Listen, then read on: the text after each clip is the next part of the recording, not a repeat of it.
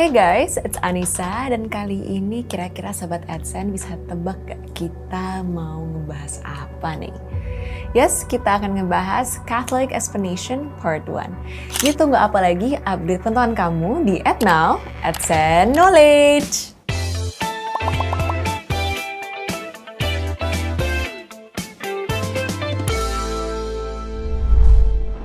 Belum lama ini, Jakarta mendapat kehormatan dengan kunjungan kerasulan Paus selama beberapa hari yang menandai momen penting dalam sejarah Gereja Katolik di Indonesia.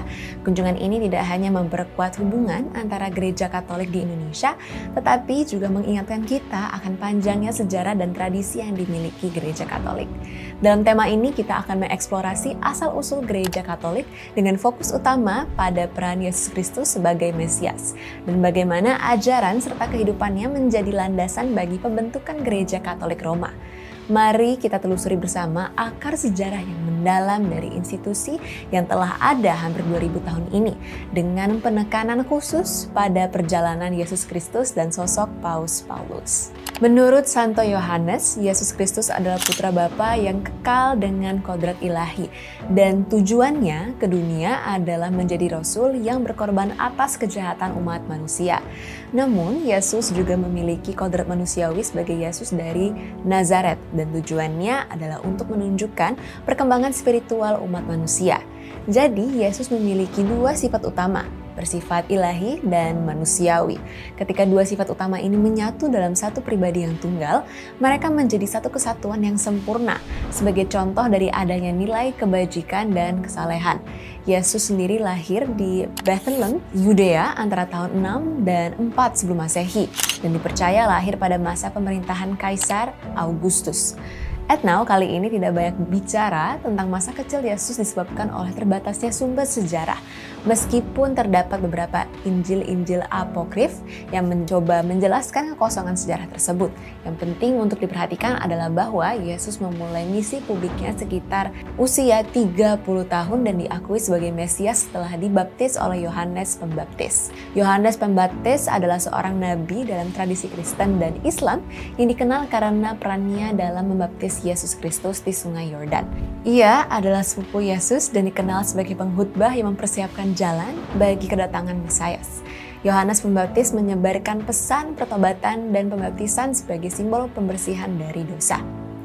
Misi publik Yesus sendiri berlangsung sekitar 3 tahun dan merupakan bagian penting dari sejarah Kristen dan Katolik.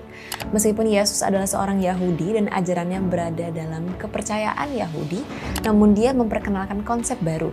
Dia memilih 12 rasul yang juga Yahudi dan 70 murid dari kalangan non-Yahudi yang sebelumnya tidak mengikuti iman Yahudi. Mereka semua adalah orang-orang biasa seperti nelayan dan pekerja lapangan yang tidak terpelajar. Yesus tidak memilih para ulama atau orang-orang kaya dan berkuasa, melainkan fokus pada orang-orang sederhana, pendosa, pencuri, dan pengkhianat. Ia bepergian ke Palestina dan kota-kota di sekitar Danau Galilea, mengajar dengan cara yang membuat orang-orangnya menjadi patuh dan mencintainya. Meski tidak memiliki pengalaman berkhutbah, Yesus menggunakan intuisi dan pengalamannya untuk membimbing murid-muridnya. Puncak dari misinya terjadi ketika dia memasuki Yerusalem, di mana dia sudah dikenal sebagai sosok yang sudah mengganggu iklim politik dan agama setempat, terutama di kalangan orang Romawi. Informasi tentang Yesus juga banyak berasal dari Injil yang ditulis oleh Markus, Matius, Lukas, dan Yohanes. Nah guys, penulisan Injil ini tidak semata-mata bertujuan untuk mencatat biografi atau sejarah hidup Yesus secara akurat, melainkan untuk menunjukkan sifat keilahiannya. Injil ditulis antara 40 hingga 70 tahun setelah kematian Yesus, dan penulisannya juga tidak mengklaim mengetahui kehidupan Mesias secara langsung. Namun mereka hanya mencatat apa yang diingat oleh komunitas Kristen pada saat itu, yang kemudian membentuk struktur Gereja Katolik sampai sekarang. Iman Kristen dimulai dengan kebangkitan sosok Yesus. Sebelumnya Yesus dianggap sebagai Mesias dalam agama Yudaisme. Namun pada awalnya kekristenan memang masih merupakan bagian dari Yudaisme dan pengikutnya termasuk dalam sekte Yahudi yang disebut Mesianik dan Apokaliptik Mesianik. Berarti keyakinan bahwa seorang penyelamat atau pemimpin yang disebut Mesias akan datang untuk memenuhi janji agama dan membawa pembebasan serta perbaikan bagi umat manusia. Dalam Yudaisme, ini sering dikaitkan dengan harapan akan kembalinya kejayaan Israel dan terciptanya era damai. Apokaliptik berarti pandangan tentang akhir dunia atau perubahan besar yang akan datang. Kata ini berasal dari istilah Yunani apokalipsis, yang berarti penyingkapan atau wahyu. Dalam pandangan apokaliptik, diyakini akan ada peristiwa besar yang menandai akhir zaman, sering melibatkan kehancuran dan perubahan besar dalam dunia. Nah, menariknya nih guys, konsep kebangkitan bukanlah hal yang baru dalam prinsip-prinsip Yudaisme, sehingga umat Kristen pada generasi awal tidak melihat diri mereka sebagai penganut agama yang berbeda. Mereka merasa kebangkitan Yesus memberikan makna dan kejelasan baru pada keyakinan mereka yang sudah ada. Pada saat itu, kekristenan belum menjadi agama terpisah, melainkan masih menjadi sekte dalam aliran Yudaisme. Karena itu, para rasul mereka kala itu tidak menyebarkan ajaran baru, melainkan berupa pemikiran baru dalam hal keyakinan yang sudah ada. Mereka juga tetap mengikuti bait suci dan hukum-hukum lain Yudaisme, meskipun tidak semua pemimpin Yahudi menerima keyakinan bahwa Yesus adalah Mesias yang dijanjikan. Penyebaran kekristenan juga tidak terjadi secara tiba-tiba, melainkan secara bertahap. Pada awalnya, agama ini berkembang di komunitas Yahudi di sekitar Laut Mediterania yang kala itu mulai mengalami berbagai persekusi dan penolakan di Yerusalem. Lalu para rasul kemudian menyebarkan iman mereka ke tempat-tempat lain.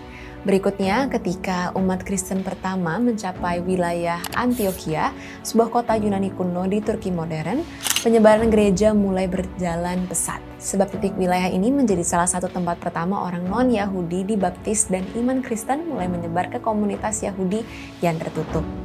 Untuk memperkuat fondasi agama yang baru tumbuh ini, ajaran-ajaran para rasul kemudian diabadikan dalam tulisan yang menjadi dasar bagi perkembangan iman Kristen.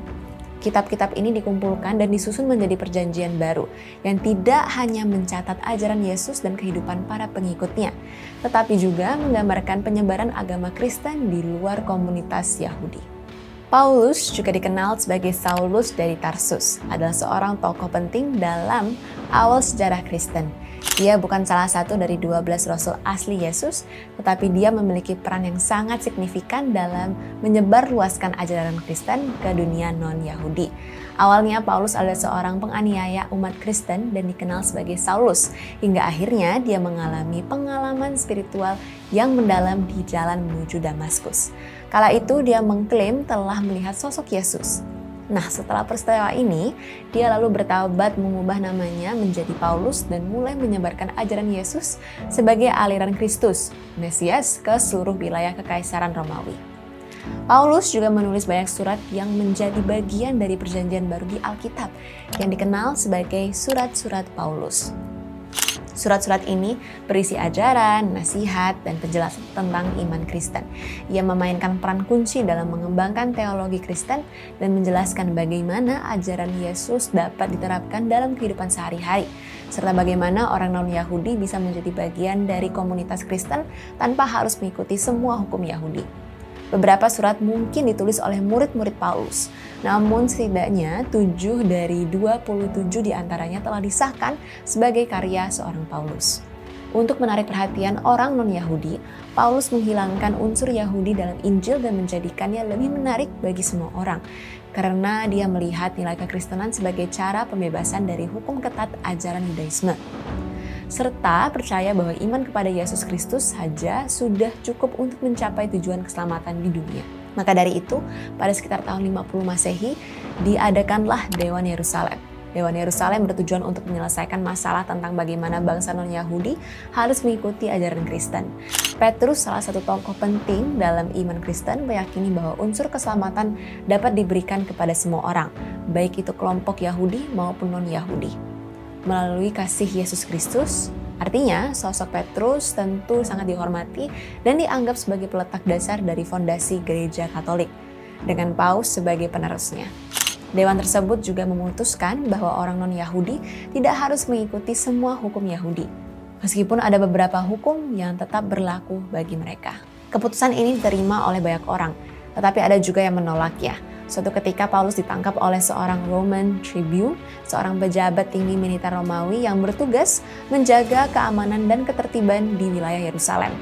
Namun menariknya, hal itu justru menyelamatkan hidup Paulus dari kemarahan orang Yahudi konservatif yang menganggap ajarannya telah menyimpang dari tradisi agama mereka. Roman Tribune ini menangkap Paulus lebih untuk mencegah adanya kerusuhan dan kekacauan yang lebih besar, serta memastikan bahwa Paulus akan diadili dengan adil di bawah hukum Romawi.